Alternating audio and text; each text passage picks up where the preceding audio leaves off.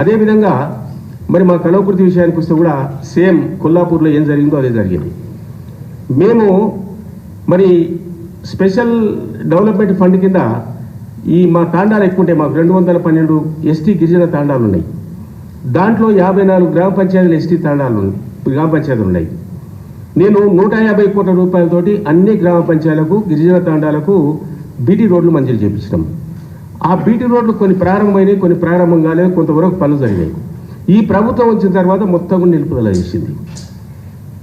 గిరిజన మీద ప్రేమ ఉంటే, గిరిజన కూడా రవాణా సౌకర్యం కలగజేయాలనే ఉద్దేశం ఉంటే వెంటనే ఇచ్చినటువంటి నిధులు మొత్తం కూడా పనులు ప్రారంభించి ఆ తాండాలకు కూడా బీటీ రోడ్లు నిర్మాణం చేసి రవాణా సౌకర్యం చేయాలని చెప్పి కూడా డిమాండ్ చేస్తూ ఉన్నాం.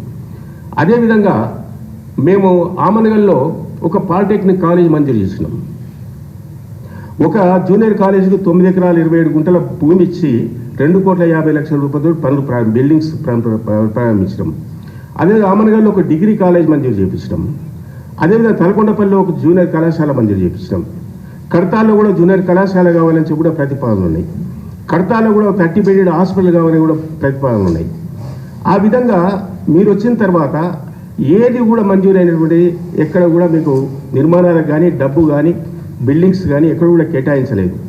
కనీసం మున్సిపల్ పట్టణాల్లో ఉన్నటువంటి ఇంటిగ్రేటెడ్ మార్కెట్స్ కూడా కలవకుర్తిలో 5 కోట్లు ఇచ్చడం, తర్వాత ఆమనగల్లో 5 కోట్లు ఇచ్చడం. మేము చేసినంతవరకే పనులు ఉన్నాయి, నిర్మాణాలు అయిపోయినాయి. ఎందుకు ఆ ప్రాంత ప్రజల మీద ప్రేమ లేదు? ఇంటిగ్రేటెడ్ మార్కెట్స్ అంటే అన్ని మొత్తం కూడా మహిళలు కొనుగోలు చేసేటువంటి కూరగాయలు కావచ్చు, మాంసం కావచ్చు, చేపలు కావచ్చు, పండ్లు కావచ్చు, వాటిని కూడా పూర్తి చేయలేదు. ఆ విధంగా మొత్తం ఎక్కడ చూసినా కానీ కేవలం మాటలు చెప్పడానికి ఇది చేతల ప్రభుత్వం కాదు, మాటల ప్రభుత్వం. ఒకరి మీద ఒకరు అంటే ఒకటి షేర్ అంటే ఒకటి సమస్యర్ అంటుండు. అసలు చేసే శూన్యం, డెవలప్మెంటే లేదు ఎక్కడ. గతంలో చేసినటువంటి డెవలప్మెంటే 6 గ్యారెంటీలు అన్నారు, 6 గ్యారెంటీ కూడా అమలు కాలేదు.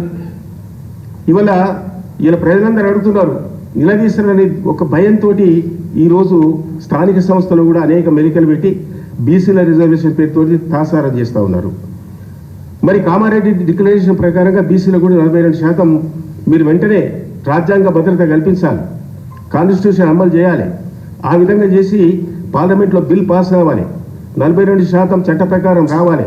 ఆ విధంగా బీసీలకు కూడా రిజర్వేషన్ ఇచ్చి అది అమలు చేయాలి. ఇంకొకటి, మరి గోదావరి నది ఏదైతే ఉందో ఇలా మేడిగడ్డ కానీ సుందిల్ల కానీ అన్నారం కానీ అదేదో పిల్లర్స్ కొంచెము 2 పిల్లర్స్ క్రాక్ వస్తే దాన్ని ఆసరాగా తీసుకొని ఈరోజు గోదావరి నది పైన ఉన్నటువంటి ప్రజలకు నీళ్లు మొత్తం కూడా కిందికి పెడుతుంది.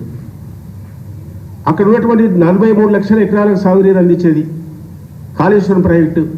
ప్రపంచంలో అత్యంత ప్రతిష్టాత్మకమైన ప్రాజెక్ట్ అది. అంత పెద్ద ప్రాజెక్ట్ ఎక్కడ లేదు. 95,000 కోట్ల రూపాయలతోటి పూర్తి చేసారు. 1,00,000 కోట్ల ఫ్రాడ్ జరిగిందంటారు. 95,000 కోట్ల రూపాయలు దాని ఖర్చు అయితే 1,00,000 కోట్ల ఫ్రాడ్ ఎట్లా జరుగుతుంది? అవినీతి ఎట్లుంటుంది?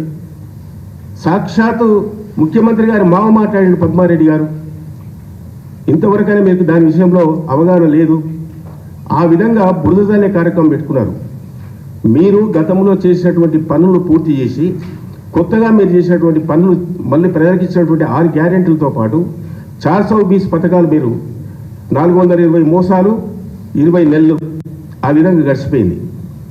ఆ విధంగా ఇప్పటికైనా మీకు చిత్తశుద్ధి ఉంటే, తెలంగాణ రాష్ట్ర ప్రజలపైన ప్రేమ ఉంటే, మీరు ఇచ్చినటువంటి వాగ్దానాలు నిలబెట్టుకోవాలంటే ఇప్పటికైనా ప్రజలకు ఇచ్చినటువంటి వాగ్దానాలు అమలు చేయండి.